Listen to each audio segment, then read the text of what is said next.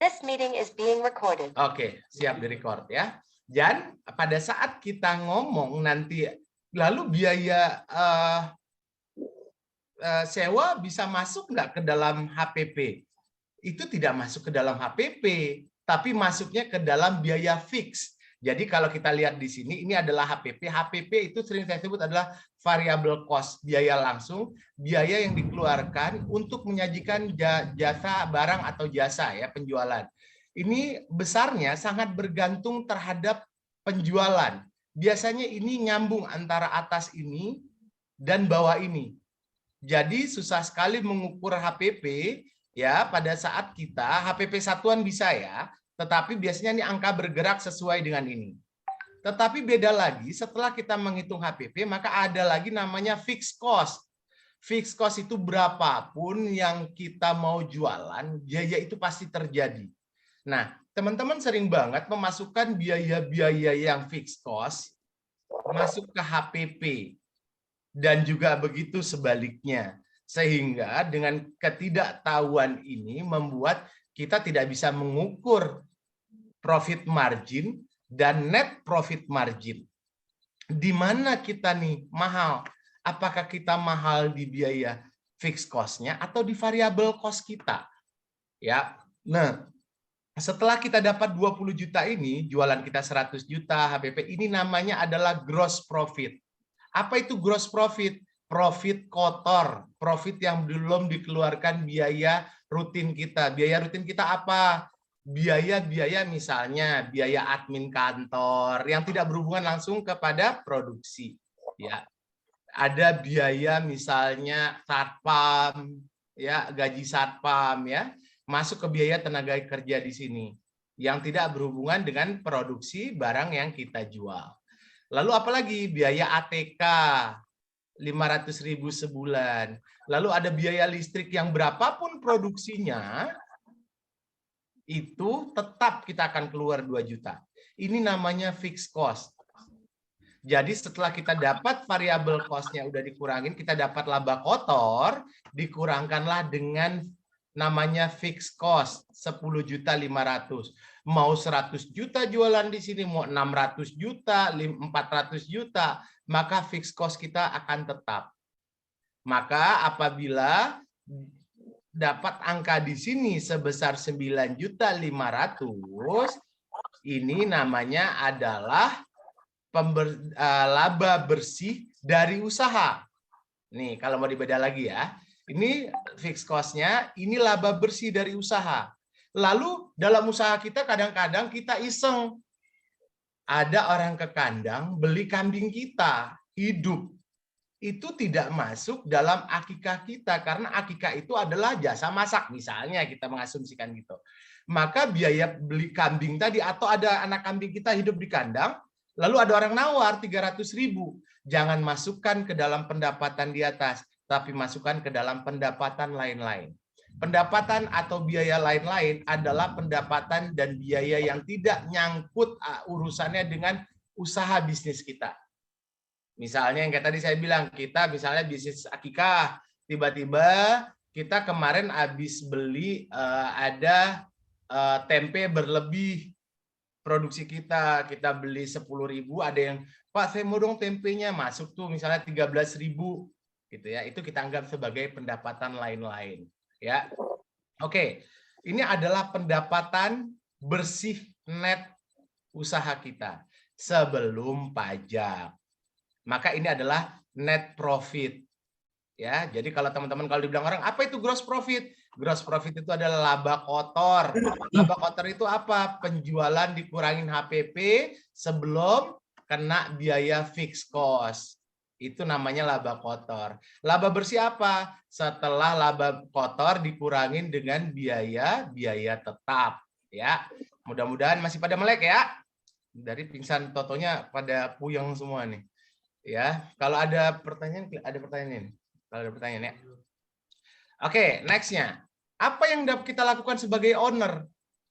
Ya, dari laba rugi tadi. Pertama, cek penjualan. Melakukan cek dan recheck atas data. Jadi, kalau teman-teman punya laporan keuangan, jangan main asal baca aja. teman-teman lihat dulu laporan yang disajikan oleh anak buah kita, benar atau enggak. Bagaimana benarnya? Cek, mulai sampling. Benar nggak ya ada penjualan segini? Oh, masuk akal di otak. Kemarin memang jualan kita cuma 16M gitu ya akikahnya. Oh, masih masuk akal gitu ya. Atau oh iya ini oke, gue mau sampling, ini kok angkanya ada yang aneh ya sellingnya. Maka cek coba 1 atau 2 sampling. Yang kedua, lihat biaya-biaya yang terjadi. Ada yang nggak rutin nggak? Kok tiba-tiba ada keluar angka gede banget? Ya, maka konsentrasilah kepada angka-angka yang aneh di dalam laporan laba ruginya. Ya, karena kalau teman-teman semua dari accounting, pasti teman-teman akan melihat melakukan sampling dari voucher. Ini benar terjadi nggak? Karena tahu ya alurnya. Tetapi karena teman-teman pasti tidak semua dari accounting, maka kita bikin ini simpel ya. Sebagai owner, cek aja penjualannya benar nggak dari laba rugi ini. Kira-kira cocok nggak dengan asumsi kita bahwa oh iya sekian jualannya. Lalu lihat biayanya. Tiba-tiba kita lihat ada biaya yang aneh. Atau biayanya gede banget dibanding bulan lalu. Konsentrasilah kepada hal-hal yang tidak lazim. Ya. Lalu kalau sudah benar, baru kita masuk yang ketiga, menggunakan analisis dan nalar atas penjualan yang kita telah lakukan di bulan bersangkutan cocok nggak dengan angka. Kalau kita kan biasanya pengusaha tahulah secara tidak langsung jualan kita berapa. Kita tinggal cek aja, oh ini masuk nih, ini sesuai dengan gambaran kita. Nah, kalau kita udah yakin dengan itu, maka kita melakukan penilaian kinerja performa terhadap laba rugi. Misalnya, apakah sales sesuai target? Bulan lalu ya waktu gue mulai, gue janjinya mau sales berapa. Lihat, kita bandingkan antara laba rugi dengan budget planning kita. Sehingga kita bisa melakukan action. Oh, nggak nyampe. Kenapa nggak nyampe? Panggil tuh marketing. Kenapa sales gue nggak nyampe? Ya, ini gunanya. Karena kita punya metode kontrol.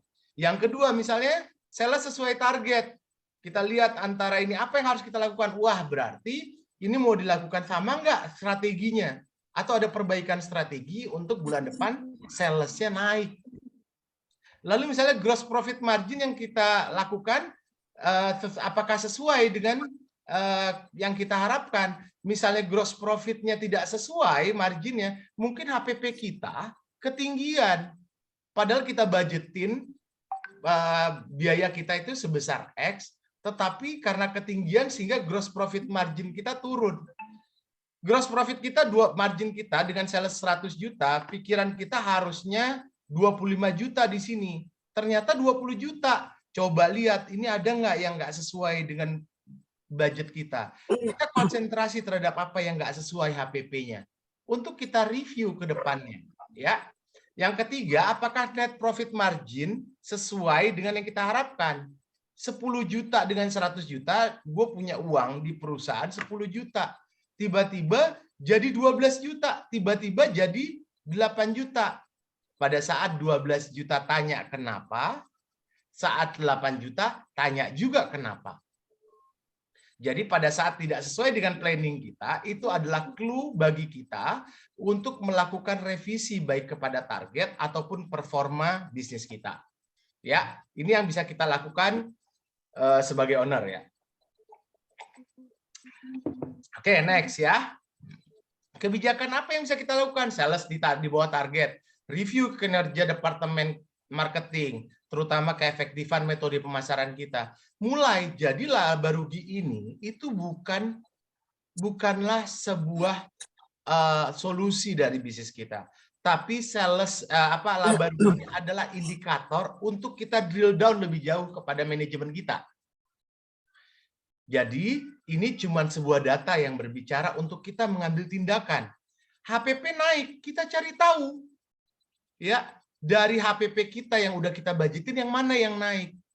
Sehingga kita ngerti, oh jangan-jangan ini ada alternatif supplier atau gue belinya lebih banyak. Sehingga gue bisa nurunin cost-nya. Walaupun harganya naik, tapi dengan sistem pembelian yang banyak, kita mungkin bisa melakukan penawaran yang lebih, atau misalnya mendapatkan biaya kirim yang lebih murah.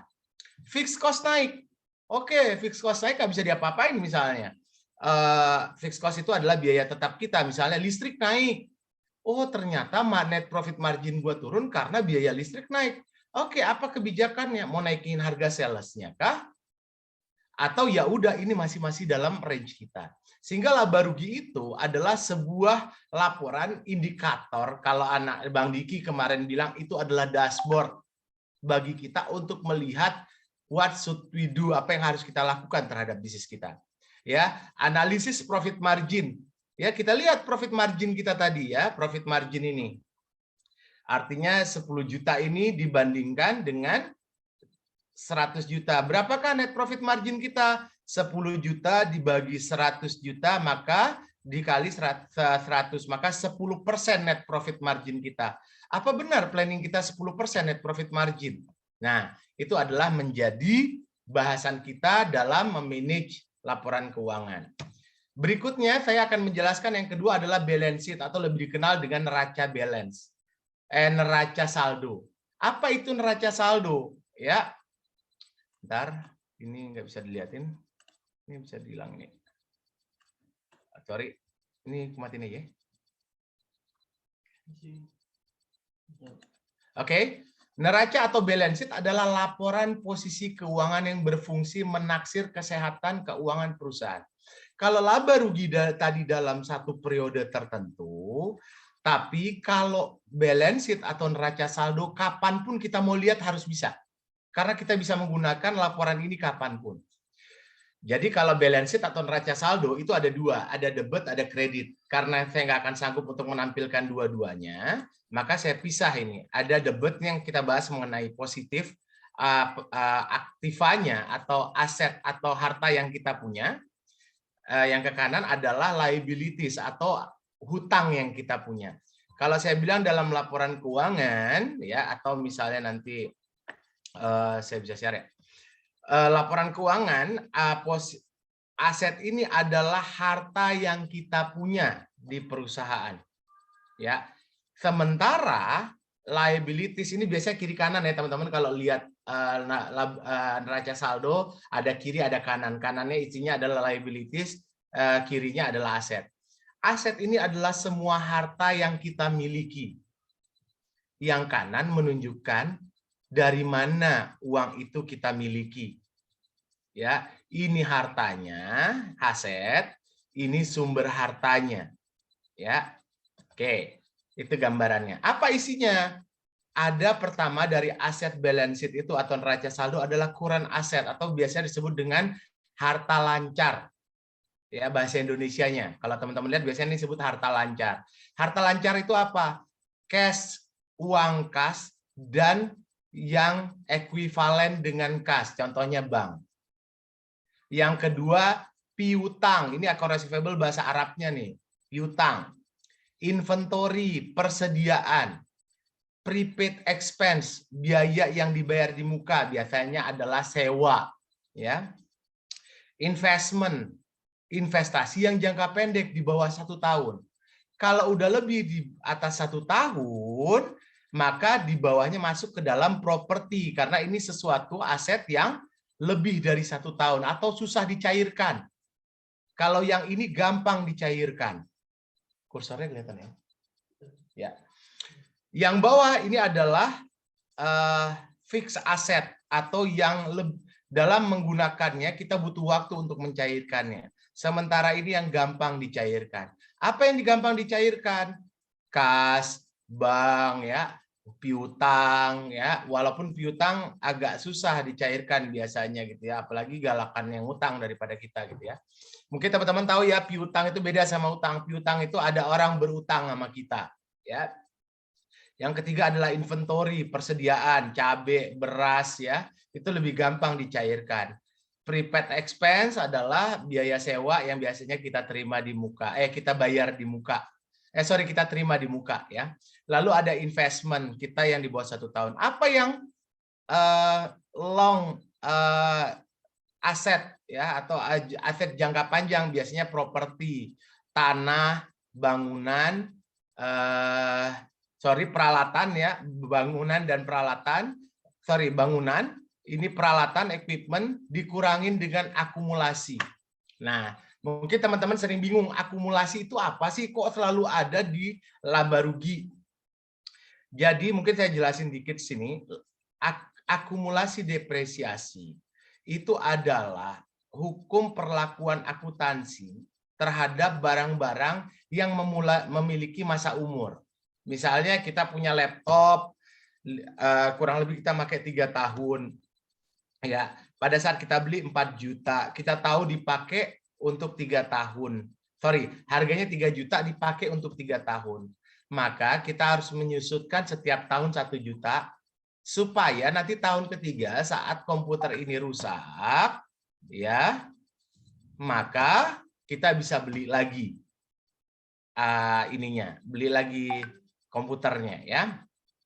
Oke, other asset apa? Other asset biasanya adalah aset-aset intangible atau yang tidak terlihat, misalnya aset brand kita, nilai brand kita, dan misalnya yang lain-lain, ya. Nah, ini adalah other, biasanya sedikit. Other itu adalah aset lain-lain, ya. Jadi kalau dalam lihat laporan keuangan untuk neraca saldo, kita biasanya cuma lihat current asset itu adalah aset lancar, aset yang dimiliki oleh perusahaan yang bisa langsung digunakan atau bisa dibilang mudah diuangkan. Sementara untuk ini adalah yang long term, laporan harta kita yang bentuknya tidak cair, tidak mudah diuangkan. Jadi kalau teman-teman lihat balance sheet, lihat aset, ada namanya current asset, ini gampang dicairkan. Kalau properti ini butuh waktu untuk kita bisa gunakan sebagai aset kita. Next, kita masuk di liabilities-nya. Harta kita ini dari mana? Oh, dari liabilities. Artinya inilah sumber kita. Ya, ternyata kenapa angkanya selalu sama? 472.100 dan 472.100. Kalau sudah tidak sama, sudah bisa dipastikan balance sheet-nya salah. Ya. Jadi kalau teman-teman lihatlah balance sheet, lihat aja dulu total asetnya sama nggak dengan total liabilities-nya. Kalau tidak sama, sudah dipastikan balance sheet-nya salah. Apa yang dilihat dari liabilities? Kita mau lihat harta kita itu, kita punya harta tadi, tapi kita juga punya utang. Utang kita ini adalah current liabilities, hutang jangka pendek. Apa aja utang jangka pendeknya? Itu utang usaha, ya, yang jatuh tempo di bawah 1 tahun. Ya, ini current liabilities, notes payable, ya, artinya ada surat utang kita, ya, ada biaya yang akan di-accrued. Accrued itu akan diakui oleh kita. Ini agak lebih advance, ya, nggak masuk, ya, artinya nanti tapi kurang lebih gambarannya seperti ini. Deferred revenue, ada perbedaan revenue karena mungkin ada tolakan dan lain-lain sehingga masih menimbulkan hutang bagi kita, ya. Maka itu adalah yang di bawah 1 tahun. Lalu ada nggak yang di atas 1 tahun? Yang misalnya kita ngutang sama bank 3 tahun atau 4 tahun, itu dimasukkan ke dalam long term debt. Lalu kita hitung total hutang kita berapa. Oh, ternyata dari 472.100.000 uang kita, sumbernya itu ada di 247 ini dari hutang-hutang kita. Lalu sisanya dari mana? 472. Rupanya 472 sisanya didapat dari shareholder equity. Apa isi shareholder equity? Mari kita bahas. Shareholder equity itu adalah salah satunya adalah modal awal kita atau common stock. Nanti saya akan lebih jelaskan, ya. Ada saya bikin Excel-nya. Tapi ini buat gambaran aja, ya. Lalu additional paid in capital artinya adalah tambahan modal yang kita injek ke perusahaan. Ya, lalu ada juga retain earning. Retain earning itu laba ditahan. Misalnya laba ini kita lihat di bulan Juni. Maka dari Januari sampai dengan Juni kita udah untung berapa, dan itu dimasukkan sebagai, ini biasanya angkanya sama dengan laba rugi sampai dengan dilihatnya laporan keuangan. Ya, maka dari mana uang 472 kita kok punya harta segini? Oh, ternyata 247 itu dari hutang, sisanya itu ada juga dari pendapatan perusahaan. Kenapa kita punya uang harta sekian? Ya, nanti dilanjut teman-teman, ya. Apa yang mau dilihat? Current liabilities, hutang jangka pendek ini adalah hutang-hutang usaha kita, ya. Long term liabilities yang jangka panjang di atas 1 tahun, misalnya kita hutang sama bank syariah misalnya 3 tahun, ya, maka ini bisa dimasukkan ke long term. Nah, lalu apalagi? Nah, ini nggak ada yang bawahnya, ya. Ini saya ke copy. Ya, kurang lebih gambarannya. Kalau share ini adalah perubahan modal kita. Jadi setelah kita bahas tadi, ini adalah akuntansi laba rugi sudah, neraca sudah, apalagi berikutnya? Maka berikutnya adalah, oke, saya mau lihat ini nih. Apa yang dilihat dari neraca saldo? Cek aset, sering banget aset-aset yang ada di neraca saldo, ya kalau kita lihat di sini, itu barangnya udah nggak ada, udah hilang, udah rusak, nggak sesuai harganya, sehingga laporan keuangan kita jadi tidak benar. Ya, lalu cek dulu, oh di sini dinyatain uang gue ada 100 juta US dollar, 100.000 US dollar contoh. Lihat di rekening cocok nggak 100.000? Jangan-jangan 85.000. Maka laba rugi ini salah. Cek dulu nih sebelum kita menggunakan laporan keuangan, cek beberapa hal. Lihat apakah jumlah return earning-nya, ya, return earning-nya kita sesuai dengan yang terjadi. Ya, apa benar laba rugi kita sekarang sebesar ini sampai dengan sekarang 197.100. Ya, ini adalah beberapa hal yang bisa kita cek. Lihat utang piutang, benar kita punya utang segini. Wah, kok gue punya utang sama Bang Ferry 30.000 US. Masa sih? Gitu ya. Ini kok utang gue tiba-tiba 30.000 US, siapa aja nih? Aneh. Cek dulu sebelum kita menggunakan laporan. Jadi teman-teman, sebelum menggunakan laporan keuangan, pastikan laporan keuangannya benar dengan keterbatasan ilmu kita. Jangan terima-terima aja. Ya, begitu salah nanti laporan keuangannya, maka salah juga keputusan yang kita ambil. Ya. Oke. Maka next kita akan ngomong lagi apa gunanya. Ya, kita cek dulu tadi, udah kita cek nih. Lihat angka-angka yang besar nilainya. Ya, itu benar enggak? Ada. Kalau nggak benar, jangan diaku-akuin. Nanti kita kebawa dalam laporan keuangan kita sendiri salah mengambil keputusan. Lalu apa yang bisa kita lakukan? Banyak rasio. Tapi kalau gue jelasin ini semua rasio, nanti buat bahasan teman-teman berikutnya ya. Ada rasio hutang terhadap aktiva. Mana gedean utang kita sama aktiva kita. Kalau rasio utang kegedean dibanding aktiva, hati-hati. Perusahaannya udah siap bangkrut. Karena kegedean utang dari aktiva. Ya, artinya pada saat kita punya cash yang utang kita, uang kita ini nggak cukup untuk membayar hutang-hutang kita. Maka hati-hati, teman-teman sudah harus waktunya untuk, misalnya rasio ini menunjukkan sejauh mana utang dapat ditutupi oleh aktiva.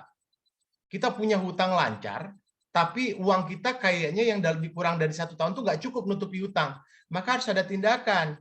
Misalnya, kita perlu misalnya jangan lagi melakukan hutang karena hutang kita udah terlalu gede, perusahaan kita nggak sanggup menahan hutang. Yang kedua, cepat naikkan profitnya atau kita mau injek dana.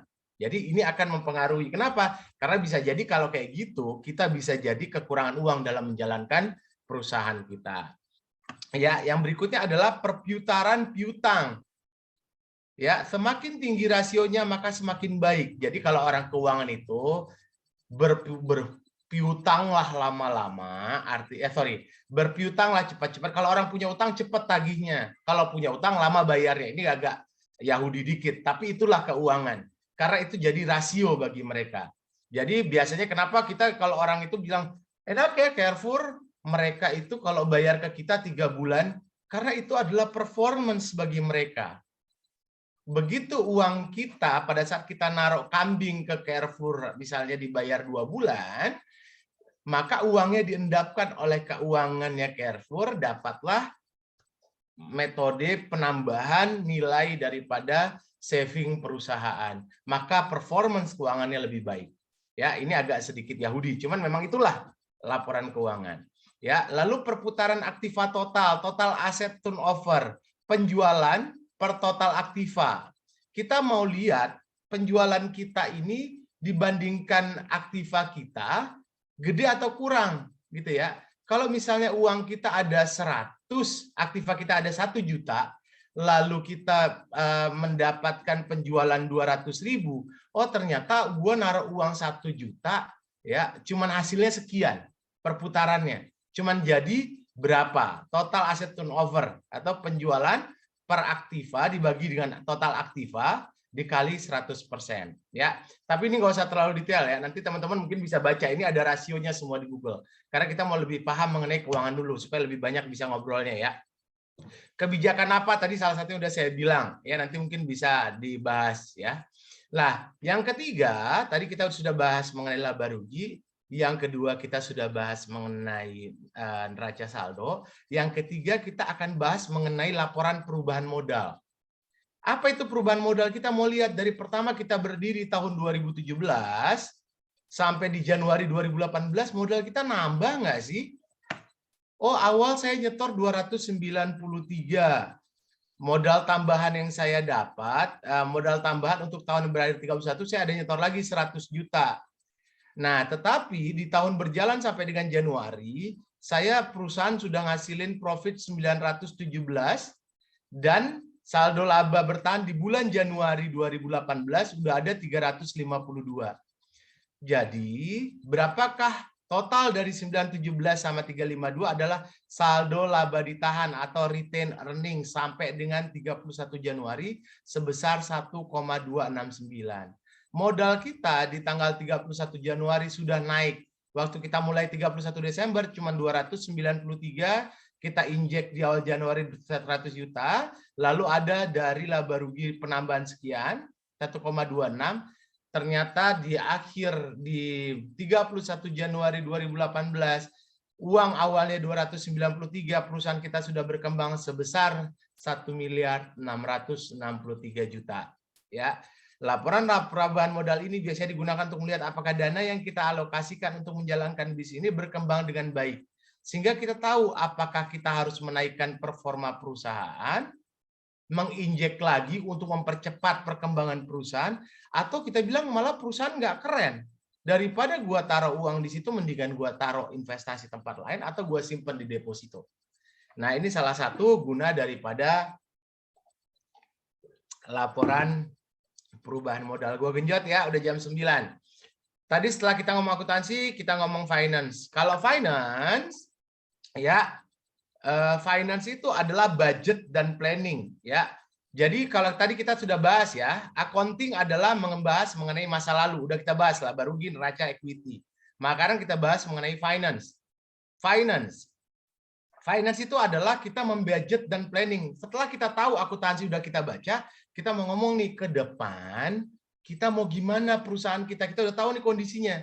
Oh, ke depan gue mau naik 200% sales. Oh, dibikin budgetnya. Berarti salesnya sekian ya. Biaya ini harus naiknya sekian ya. Itu dari mana? Setelah kita baca laporan akuntansi. Jadi akuntansi adalah landasan berpijak untuk menentukan ke depan seperti apa. Ya.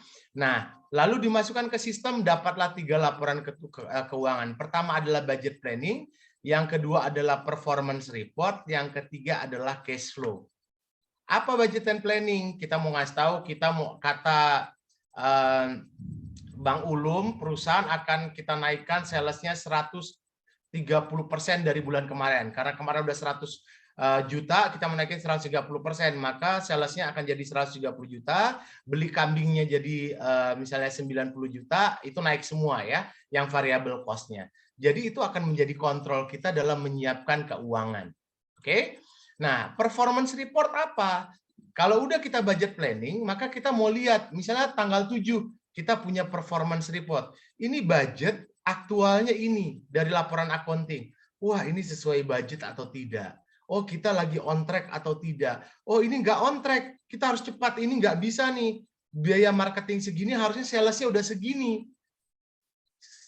Kita udah planningkan untuk dapat 1 juta, biaya marketingnya 100.000. Setelah keluar di minggu pertama, 100.000, salesnya nggak 1 juta. Maka kita bilang, ini ada yang salah marketingnya, kita nggak nyampe targetnya. Nah, performance report adalah untuk kita juga melakukan kontrol terhadap manajemen kita dari waktu kita mulai budgetnya sampai dengan periode yang kita tentukan ke depan. Cash flow apa? Kalau cash flow itu adalah pegangan utamanya para keuangan. Biasanya dia punya tuh uang dari operasional, ada uang dari investing, ada uang dari financing. Oh, ada uang masuk tanggal sekian dari operasional. Ini ada utang yang akan jatuh tempo. Nah, dia yang mengatur pola ini. Sehingga dia memastikan bahwa operasional perusahaan tetap berjalan dan tidak ada ngelok karena nggak punya uang. Ya, budgeting, wah ini agak banyak ya, cuman nggak kelihatan juga nih, kecil banget gambarnya ya. Kalau mau digedein, ya ini adalah budget ya, budget penjualan ya, budget biaya. Biasanya ini naik, ini enggak, ini sesuai, semua disesuaikan. Jadi budget itu adalah planning kita terhadap penjualan, berapa budget yang kita maui, maka variable cost-nya. Nah, untuk menyajikan jasa itu kita butuh berapa penambahan terhadap biaya. Makasih Bang. Butuh berapa penambahan terhadap biaya. Maka ini adalah budget yang menjadi landasan untuk melihat apakah perusahaan berjalan sesuai track atau enggak. Ya, budgeting. Anggaran perusahaan adalah sebuah paket rencana yang disusun sesuai dengan tujuan.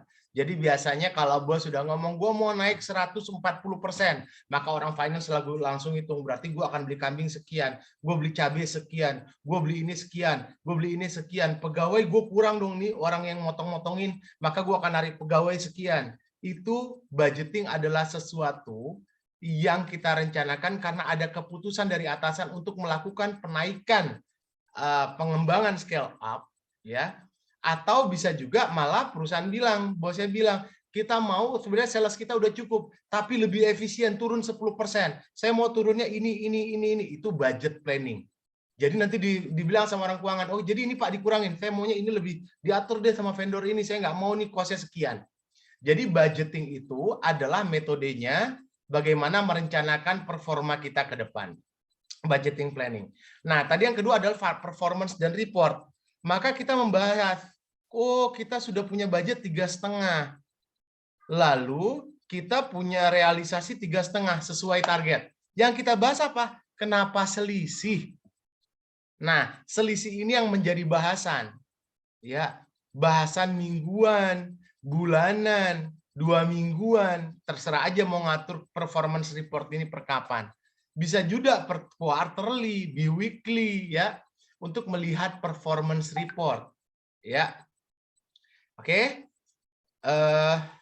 Yang terakhir adalah arus kas. Saya bilang tadi, arus kas ini ada macam-macam. Biasanya orang bikin nih misalnya Januari minggu 1, minggu 2, minggu 3, minggu 4. Beda-beda macam arus kas. Tapi di sini kita mau lihat penerimaan dari customer di minggu pertama berapa ya. Ini misalnya kalau minggu 2 ada ya, minggu 3 ada, minggu 4 ada. Oh, penerimaan dari operasional lain berapa? Pembelian inventory kita berapa, budget kita di sini nih. Ini diatur oleh yang keuangan sehingga jumlah uang di sini ya, uang-uang ini cukup. Laba bersih kita berapa nih? Ini harus sesuai sehingga orang keuangan mampu membayar hutang, mampu menjalankan roda operasional perusahaan. Jadi gunanya dia adalah untuk memastikan bahwa uang yang ada hari ini cukup memutarkan operasional perusahaan untuk mencapai target yang ditentukan oleh pimpinan. Ya. Oke, itu rasio keuangan. Ya, ini rasio-rasio keuangan kurang lebih. Rasio likuiditas kita mau lihat perusahaan kita ini gampang dicairin nggak sih? Ya, artinya gampang nggak sih kalau misalnya kita butuh kas cepat. Berapa besar kecepatan uang-uang kita, barang-barang kita untuk jadi duit? Itu namanya rasio kelancaran, rasio likuiditas. Asetnya dibanding jumlah aset-aset cepat kita dibandingkan dengan hutang jangka pendek kita. Ini rasio-rasio. Rasio ini gunanya buat apa? Untuk lihat perusahaan kita mampu nggak ngadepin hutang yang akan sehat nggak sih antara hutang dengan uang kita. Uang kita cukup nggak sih cover hutang yang akan jatuh tempo. Biasanya ini dibandingkan antara aset lancar dan hutang lancar. Ya, itu namanya rasio likuiditas. Artinya pada saat kita mau lihat perusahaan, kita mau lihat apakah perusahaan kita ini dalam hari-hari ini sehat atau tidak. Jangan-jangan yang mau jatuh tempo uangnya 120 juta, aset kita, uang kita yang lancar cuma 100 juta. Wah, ntar lagi bangkrut nih atau harus nyari utang nih. Gitu ya. Gitu. Nah, yang berikutnya adalah rasio aktivitas. Misalnya rasio perputaran persediaan, ya, rasio perputaran total aktiva. Jangan-jangan uang kita ada 100 juta, cuman yang muter 10 juta. Ini nggak sehat perusahaan. Ada uang 100 juta kok yang muter 10 juta. Ya, atau sebaliknya misalnya rasio perputaran persediaan. Wah, nyetoknya kebanyakan. Ini perusahaan nggak pinter ngambil keputusan dalam menyetok barang persediaan. Ya, jadi ini lebih kepada keefektifitasan. Solvabilitas, sejauh mana aktiva perusahaan dibiayai dengan hutang, dengan mengukur kemampuan perusahaan dalam membayar seluruh kewajiban apabila perusahaan dilikuidasi. Kalau besok perusahaan kita tutup, perusahaan ini punya uang atau tinggal sisa utang. Gitu. Untuk melihat solvabilitas perusahaan, rasio utang terhadap aktiva. Kalau tadi kita yang atas likuiditas kemampuan kita memiliki uang cepat untuk membayar utang cepat. Kalau ini besok mau tutup, kalau besok nih perusahaan gua tutup, sisa utang atau piutang, sisa aktiva atau pasiva, ya itu yang mau dilihat. Nah, sorry ini apa ya? Oke. Rasio profitability, arti kemampuan perusahaan kita dalam menghasilkan laba dari uang yang kita taruh. Misalnya gue naruh 1 juta, ya itu ngasilin duit berapa dari uang gue taruh 1 juta. Margin laba kotor, margin laba operasional. Nah, ini yang mau lihat kemampuan perusahaan dalam menghasilkan profit.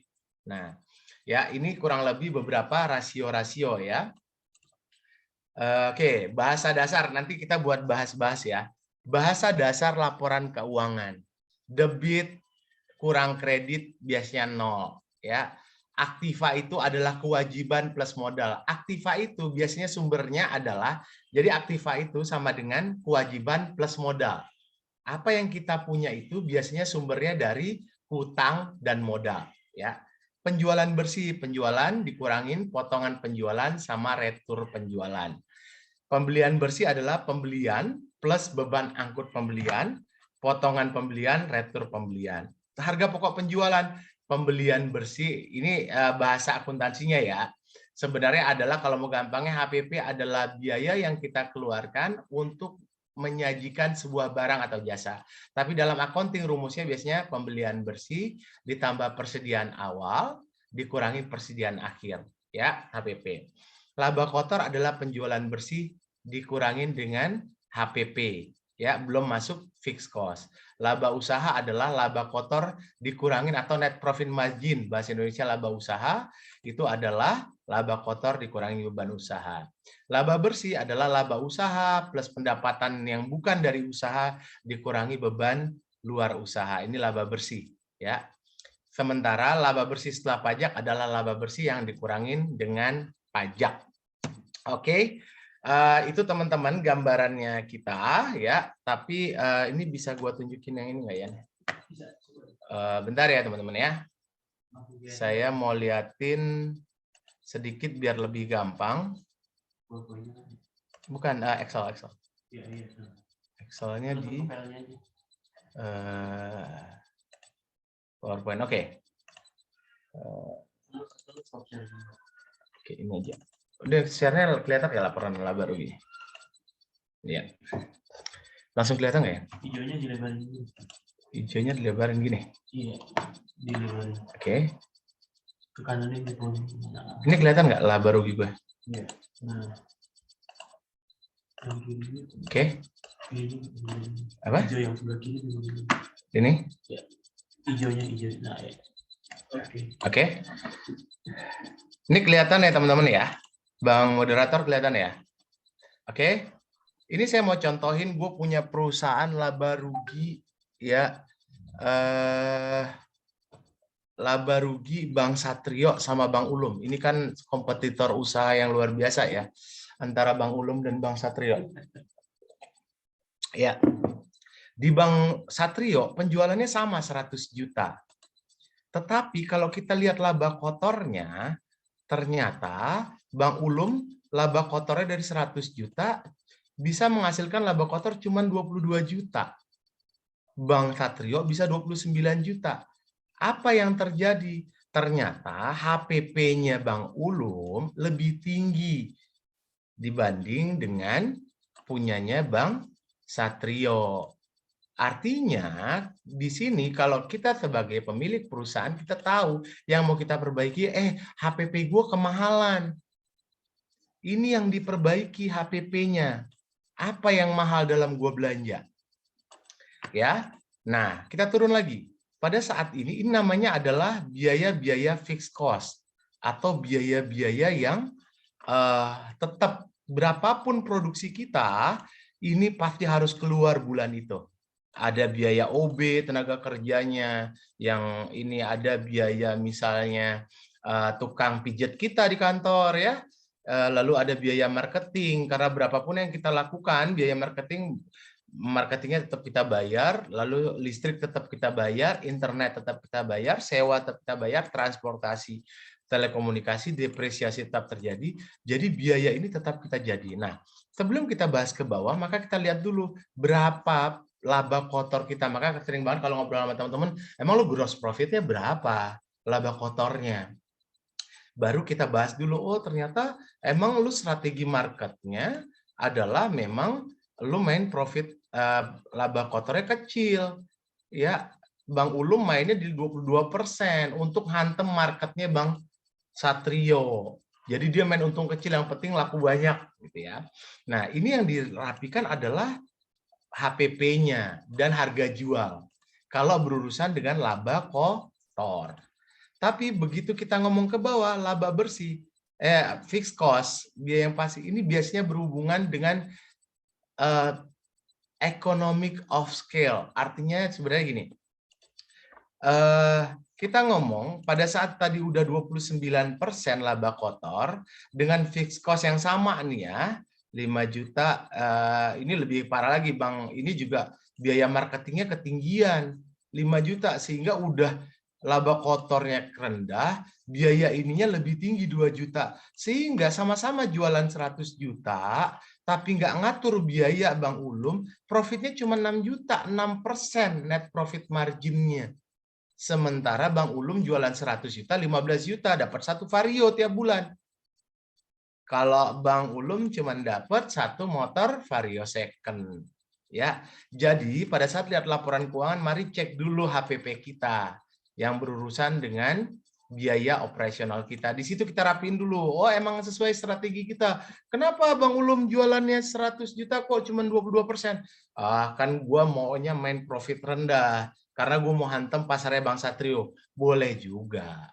Jadi memang ini pilihannya kita. Tapi paling tidak kita tahu kenapa kita dapat profit marginnya lebih rendah atau lebih tinggi dari orang. Sorry, laba kotornya ya.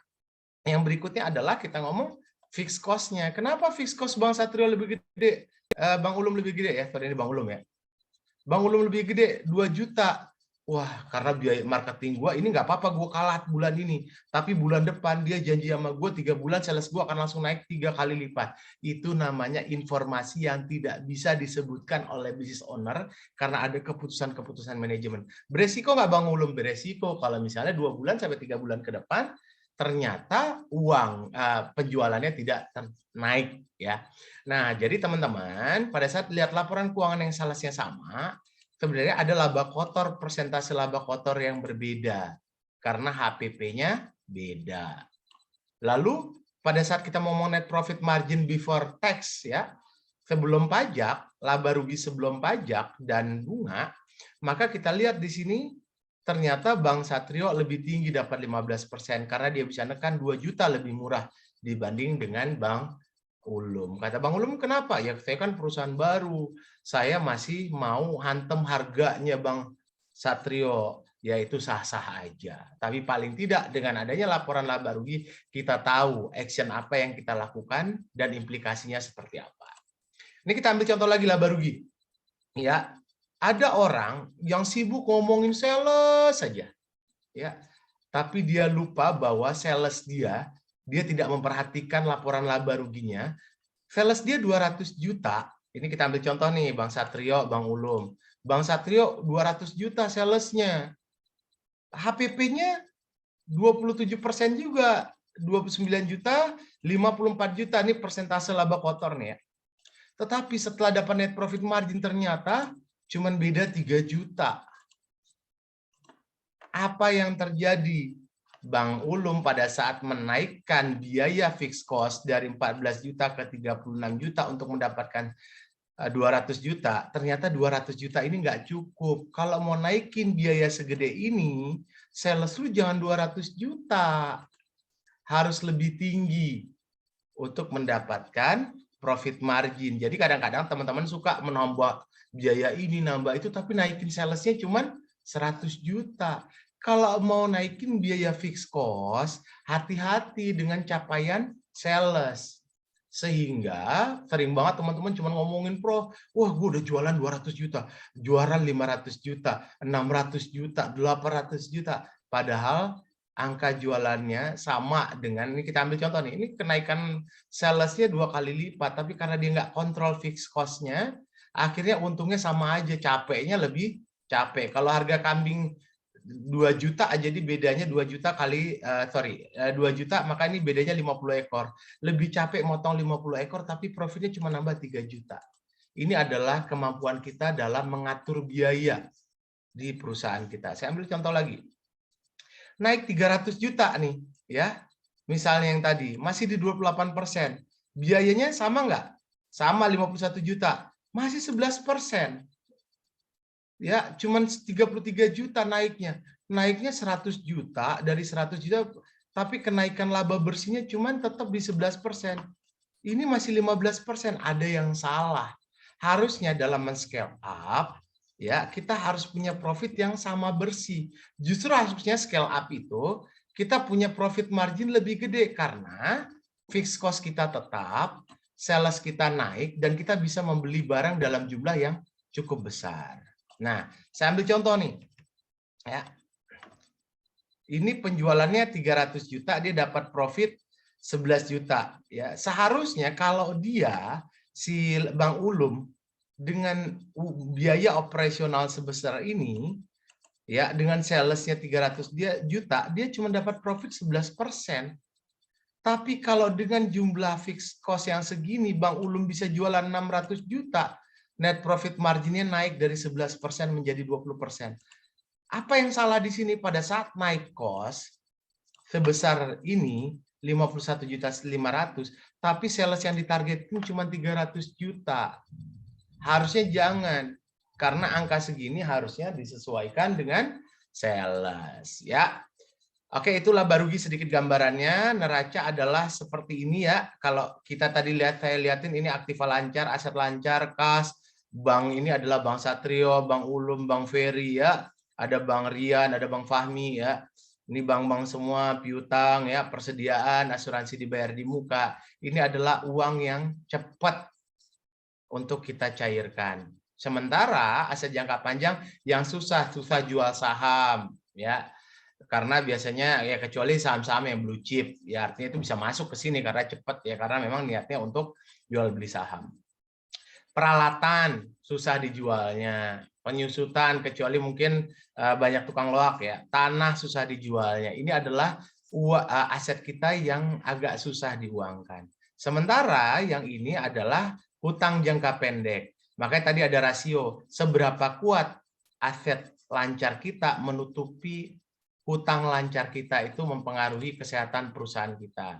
Ya, berapa lama jangka pasar ini, kemampuan jangka panjang kita, total aset kita ya terhadap total daripada liabilities kita. Nah, teman-teman, kurang lebih itu ya, gue udah ngoceh kurang lebih 1 jam 18 menit ya. Saya rasa udah cukup lama ngocehnya. Mungkin ada pertanyaan-pertanyaan, hanya 1 pertanyaan ya, karena cuma 1 menit sisanya. Gitu. Thank you Bang. Ya, terima kasih. Cek salam. Oke, alhamdulillah, amin. Ganti lagi ya moderatornya. Luar biasa Luar Bang. Ya. biasa. Aduh, Bang Ferry jangan senyum-senyum Bang ya. Ya. Ini banyak pertanyaan buat Bang Dodi. Ya. Nah, kita mulai ya Bang ya. Ya, kalau bisa jawab ya, kalau nggak bisa nanti gue jawab, gue belajar lagi, kuliah lagi. Ya. Ya. Oke, yang pertama nih,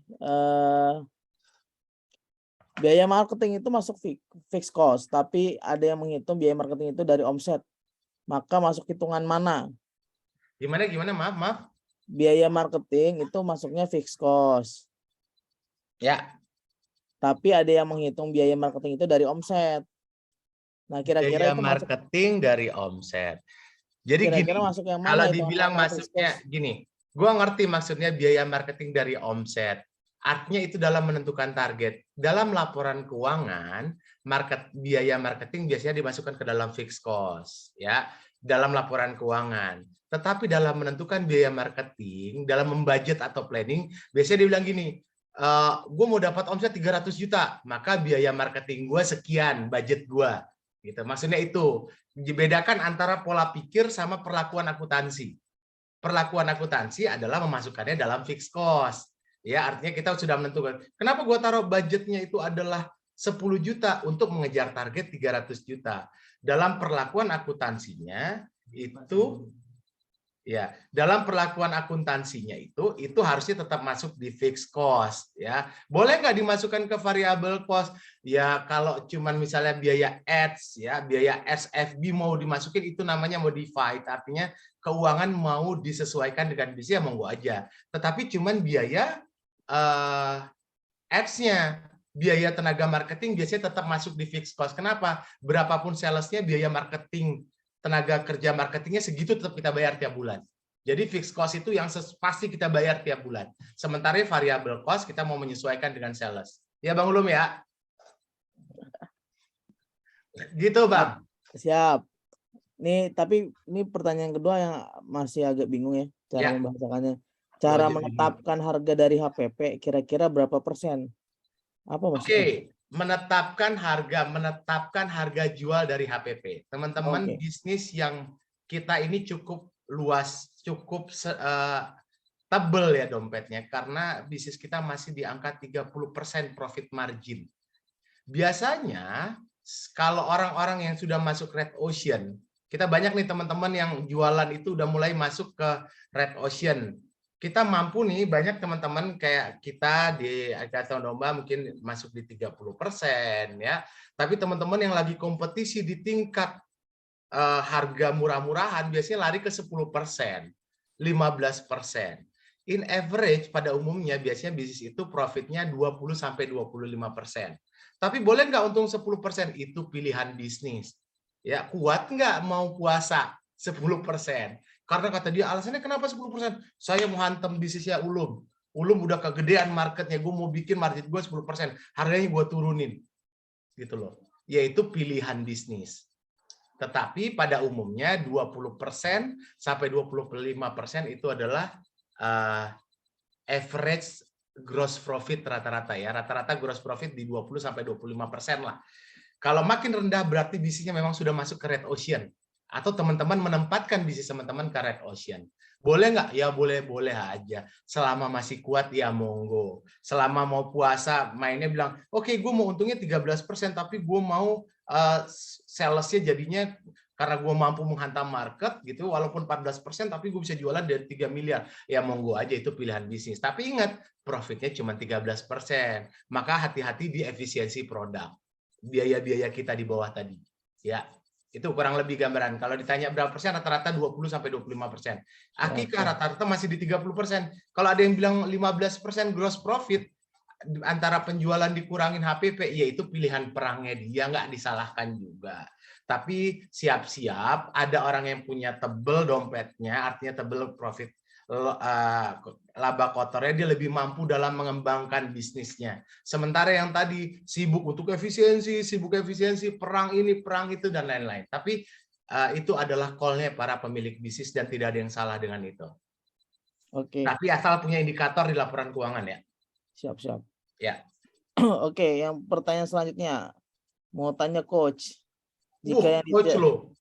iya. Emang coach.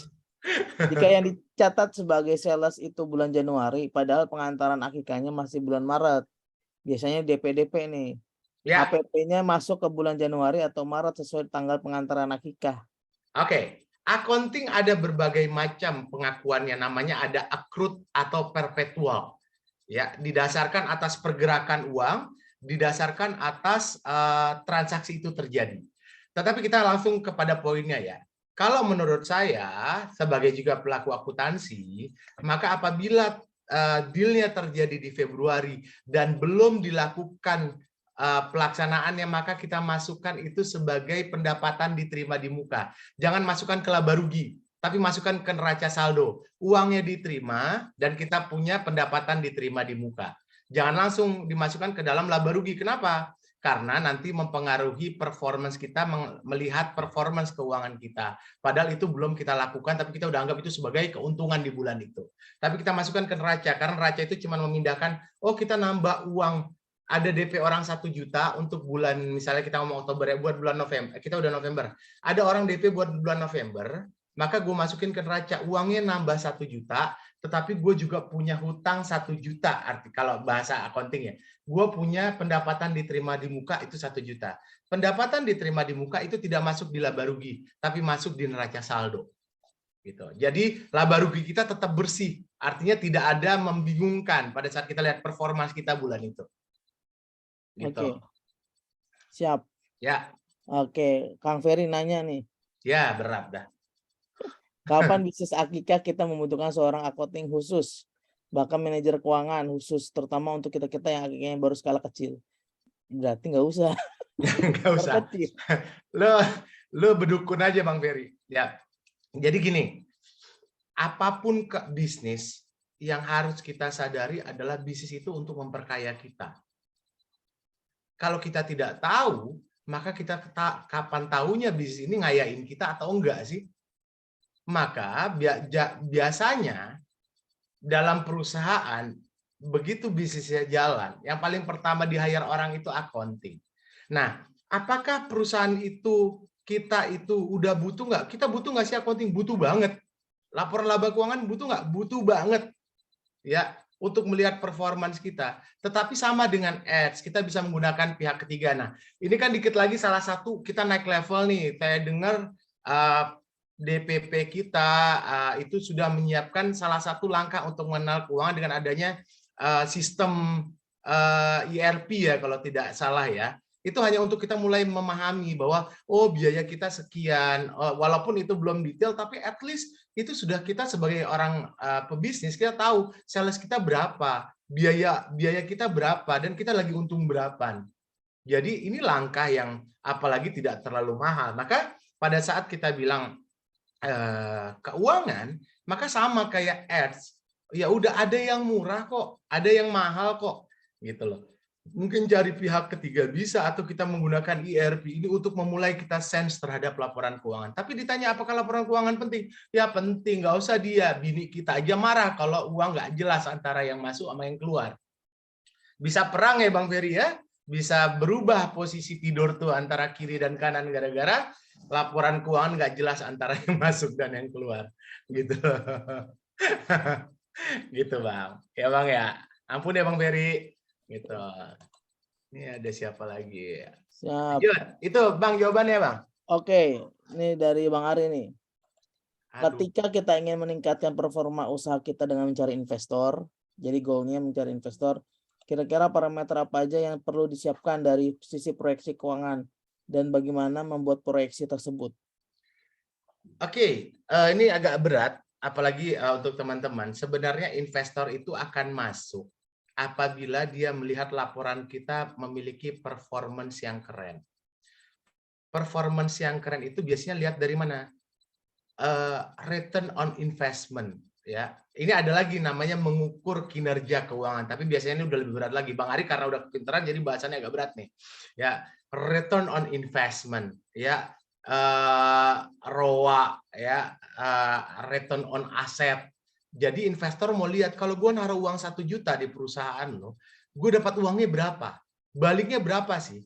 Nah, pada saat mau menambah injection dari orang meminta investasi sama orang cuman mau bilang, kalau gue punya uang, ini gampangnya, gue punya uang 100 juta, gue taruh di bank hari ini, gue dapat 6%. Ya, apabila perusahaan lo mengasih gue lebih dari 6%, harusnya usaha lu keren.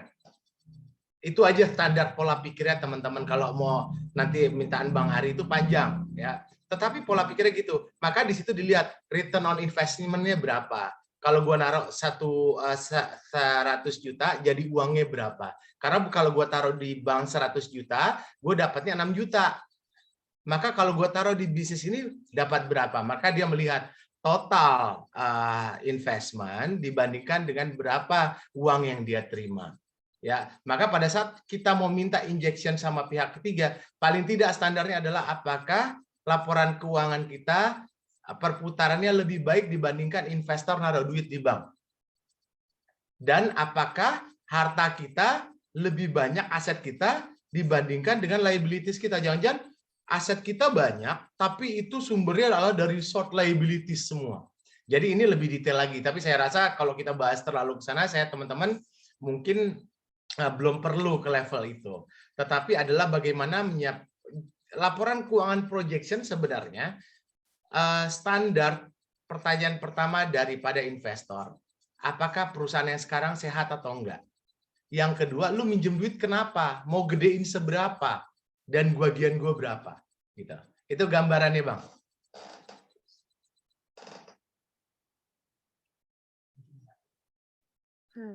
Oke, siap. Ada pertanyaan lagi, Bang? Kalau kita belum bisa membuat laporan keuangan, langkah-langkah apa aja untuk membuat laporan keuangan secara sederhana? Laporan keuangan sederhana sama dengan laporan bikin buku kas. Ya, gua beli cabai sekian debet, ya, uang gua ditaruh misalnya saldo awal. Itu adalah dasarnya dari laporan keuangan. Gua punya uang awal bulan 5 juta. Beli cabai ini taruh di kredit, lalu masuk uang penjualan sekian, ya itu paling dasar daripada laporan keuangan, yaitu punya buku kas. Dan buku kas itu bisa menjadi dasar kita. Nah, kalau mau lebih naik kelasnya, ada point of sales yang kemarin di ERP-nya daripada Aspakin. Mau lebih keren lagi, bisa juga lihat dulu scale bisnis kita, apakah udah waktunya punya accounting sendiri. Ya, kalau udah misalnya nyampe 300 juta, 400 juta sebulan, sanggup kita menyewa accounting, ya silakan. Bisa juga pakai pihak ketiga untuk melakukan laporan akuntansi kita, gitu.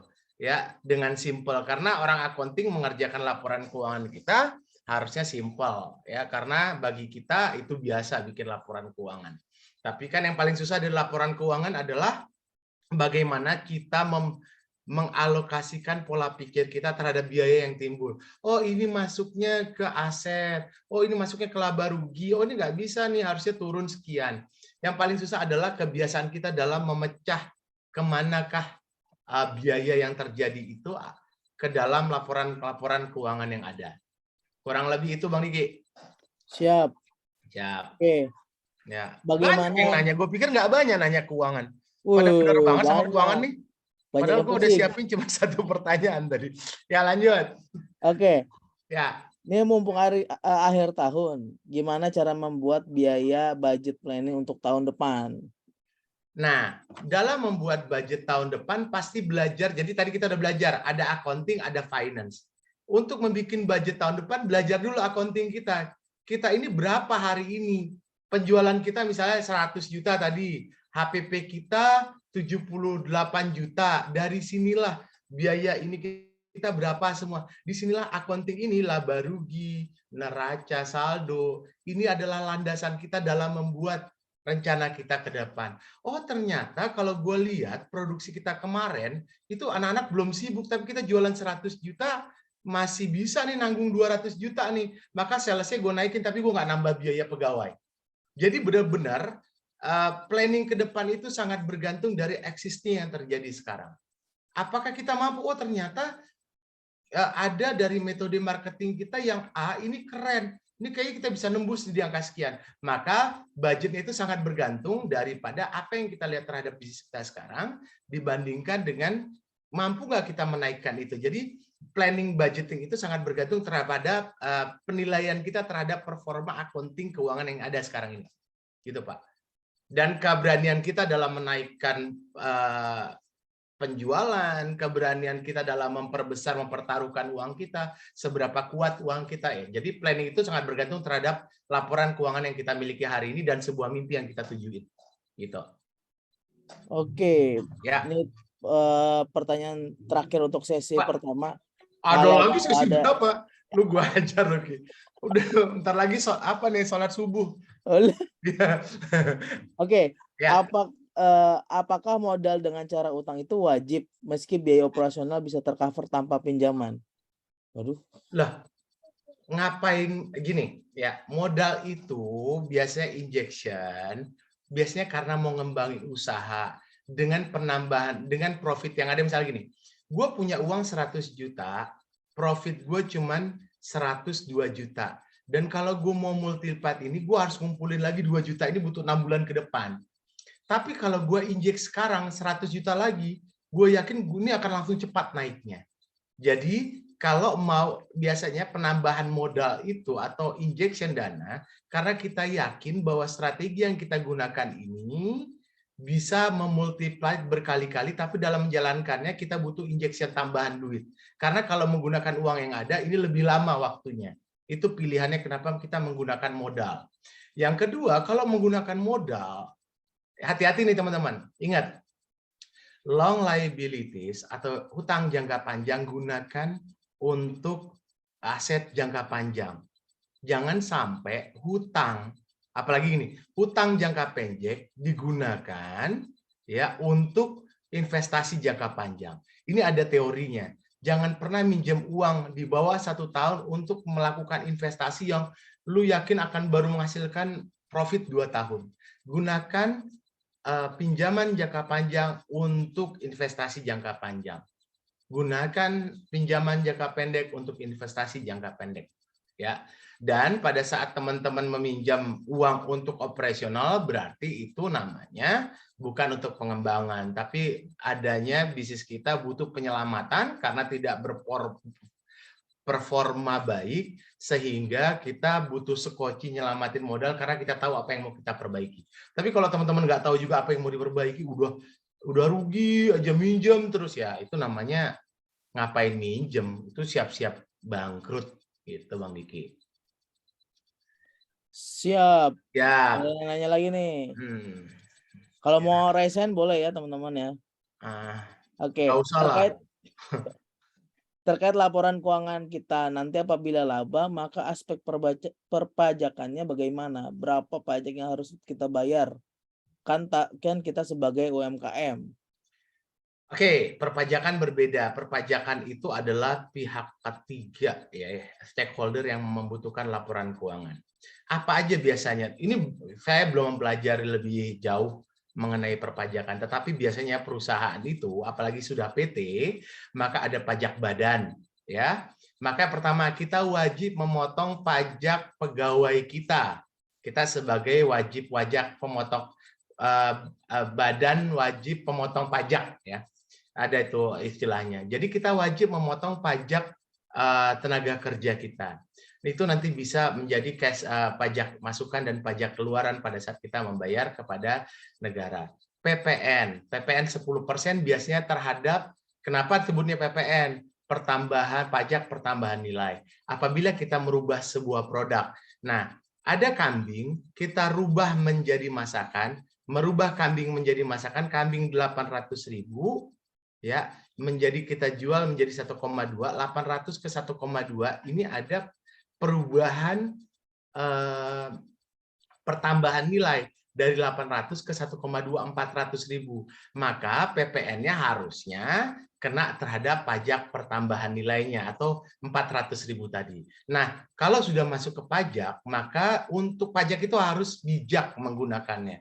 Karena sebenarnya pemerintah dalam bikin pajak itu disesuaikan dengan bisnisnya. Apakah kambing memiliki pajak? Jangan langsung harga jual saya 1,2, lalu saya tinggal bikin 120.000 10%. Karena kan PPN 10%. Ternyata kambing itu adalah raw material yang tidak kena PPN. Jadi yang dikenakan PPN adalah proses masaknya. Jadi teman-teman pada saat ngomong perpajakan itu lain lagi, lebih advance lagi dari yang kita bahas ini. Apa yang ada? PPN, ada misalnya pajak badan, ya, pajak pegawai. Nah, ini harus banyak lagi yang dibahas oleh teman-teman di laporan keuangan. Tetapi itu adalah advance. Dan memang kalau teman-teman sudah masuk menjadi PT, pada saat teman-teman sudah memutuskan menjadi CV, PT, maka sudah wajib melaporkan lapor dan membuat laporan keuangan yang memperhitungkan faktor pajak. Teman-teman hati-hati karena pada saat memasukkan faktor PPN maka mempengaruhi daya kita berkompetisi karena kita akan kalah di 10%. Jangan sampai bikin PT belum mengeluarkan PPN atau sudah mengeluarkan nagih PPN dari konsumen tidak dilaporkan ke kantor pajak. Wah, jadi pada saat memutuskan menjadi sebuah PT atau perusahaan berbadan hukum, maka siapkanlah kesiapan daripada perusahaan kita untuk tertib secara administratif. Karena apa? Karena begitu jadi PT ada juga kewajiban untuk tetap misalnya BPJS-nya karyawan dan lain-lain. Ya, pada saat udah menaikkan kelas kita dari UMKM menjadi kelas yang jauh lebih tinggi lagi scale up-nya.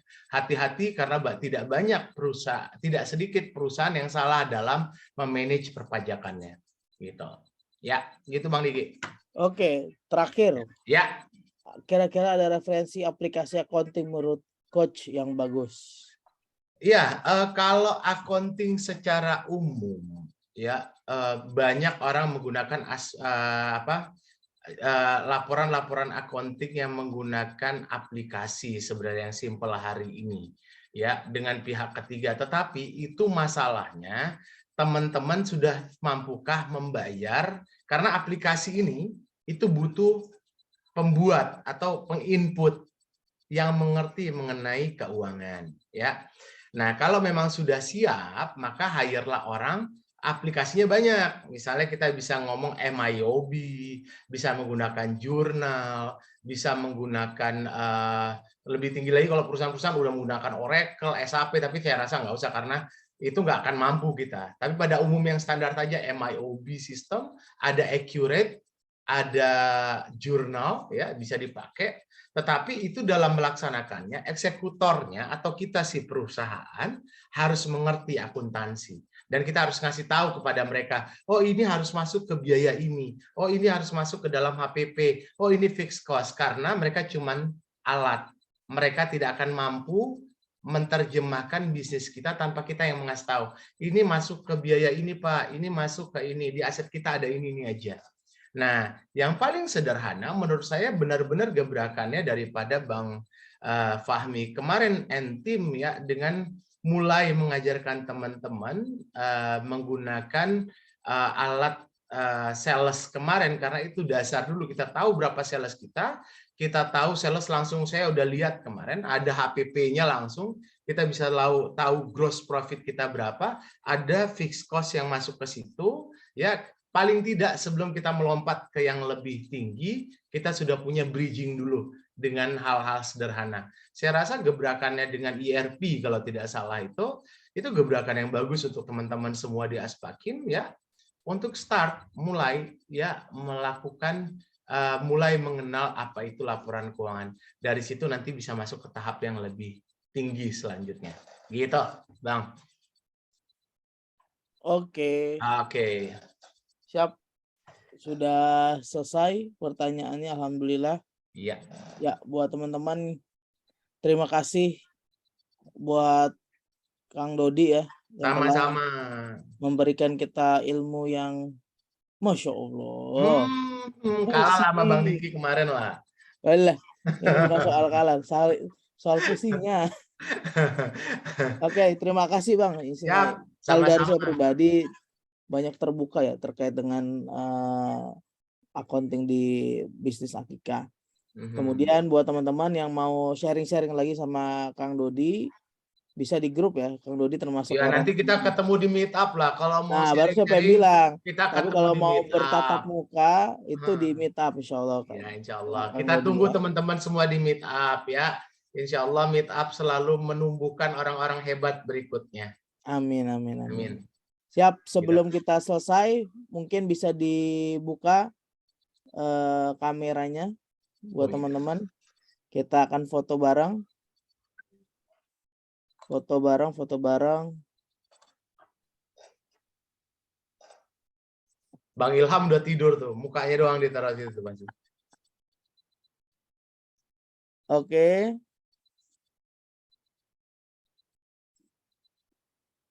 Oke, sudah ya. Kita mulai. 1, Oh, belum, masih belum ada dibuka. Ya, silakan dibuka dulu semua.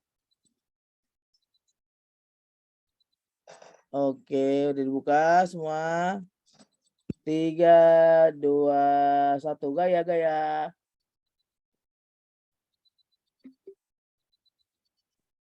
Kita cek. 3, 2, 1. Siap. Udah, yang satu belum. Oke.